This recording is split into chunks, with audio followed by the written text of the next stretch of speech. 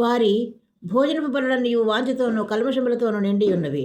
అవి లేని చోటు లేదు. వాడు ఎవరికి విద్య నేర్పును? ఎవరికి వర్తమానం తెలియజేయును? తల్లిపాలు విడిచిన వారికా, చన్ను విడిచిన వారికా? ఆజ్ఞ వెంబడి ఆజ్ఞ, ఆజ్ఞ వెంబడి ఆజ్ఞ, సూత్రం వెంబడి సూత్రము, సూత్రం వెంబడి సూత్రము.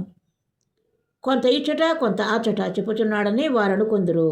నిజమే, అలసిన వానికి నెమ్మది కలుగజేయుడి, ఇదే నెమ్మది, ఇదే విశ్రాంతి అని చెప్పినవాడు నత్తివారి పెదవుల చేతను అన్య భాషలతోనూ ఈ జనులతోనూ మాట్లాడుచున్నాడు. అయినను వారు విననొల్లరైరి. కావున వారు వెళ్ళి వెనుకకు మొగ్గి విరుగబడి చిక్కుబడి పట్టబడినట్లు ఆజ్ఞ వెంబడి ఆజ్ఞ, ఆజ్ఞ వెంబడి ఆజ్ఞ, సూత్రం వెంబడి సూత్రము, సూత్రం వెంబడి సూత్రము. కొంత ఇచ్చట కొంత ఆచట యెహోవా వాక్యము మీకు వచ్చును.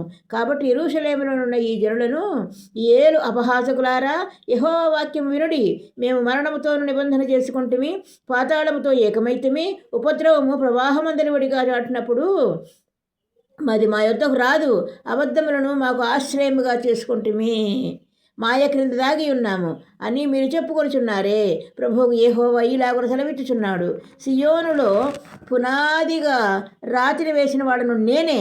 అది పరిశోధింపబడిన రాయి, అమూల్యమైన తలరాయి, బహుస్థిరమైన పునాది అయిన మూలరాయి అయి ఉన్నది.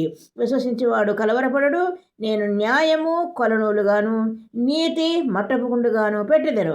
వడగండ్లు మీ మాయాశరణ్యమును కొట్టివేయును, దాగి ఉన్న చోటు నీళ్ల చేత కొట్టుకుపోవును. మరణముతో మీరు చేసుకున్న నిబంధనను కొట్టివేయబడును, పాతాళముతో మీరు చేసుకున్న ఉడంబడిక నిలువదు. ఆమేన్. Praise the lord.